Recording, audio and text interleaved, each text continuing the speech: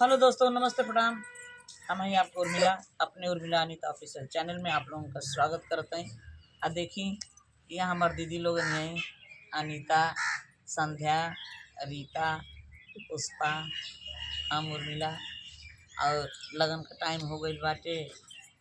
लगन इस समय जोरों शोर से चलत बा। तो आई एगो बहुत छोटा सा बियाह गीत लेके आई बनी। गीत कैसा लगा था कमेंट बॉक्स में ज़रूर बताइए। अगर गीत अच्छा लगी तो ज़्यादा से ज़्यादा वीडियो के शेयर कर जाए।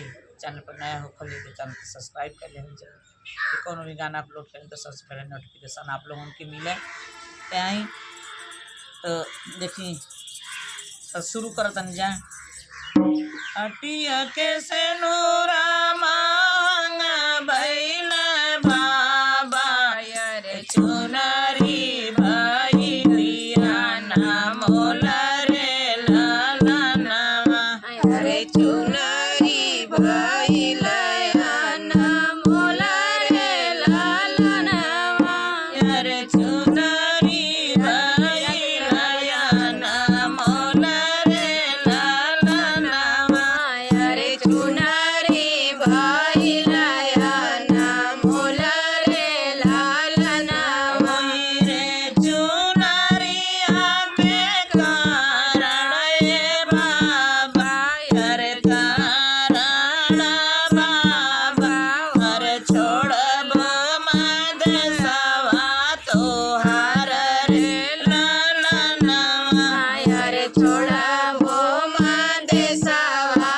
तोहार रे लालनवा रे छोड़ब मद सवा तोहार रे लालनवा रे छोड़ब मद सवा तोहार रे लालनवा बाजे दिया नवा माना सोनावा अरे नवा माना सोनावा अरे आमा जे लारा पटोर रे लालनवा अरे आमा जे लारा पटोर रे लालनवा अरे आमा जे लारा पटोर रे लालनवा अरे आमा जे लारा पटोर रे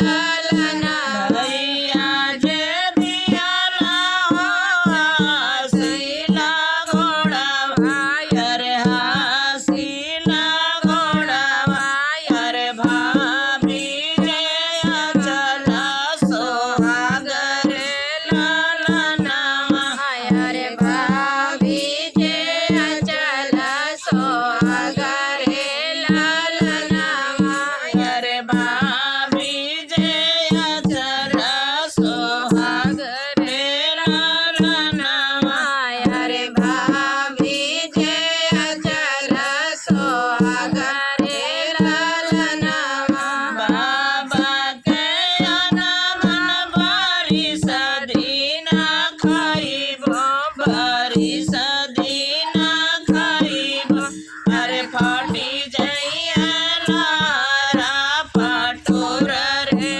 लालनवा अरे फाटी जइया लारा पटोर रे लालनवा अरे फाटी जइया लारा पटोर रे लालनवा अरे फाटी जइया लारा पटोर रे लालनवा भैया के घोड़ावा हो नगर टहराइब अरे नगर टहराइब अरे भाभी काया मारा सोहाग रे लालनवा अरे भाभी काया मारा सोहाग रे लालनवा अरे भाभी काया मारा सोहाग रे लालनवा अरे भाभी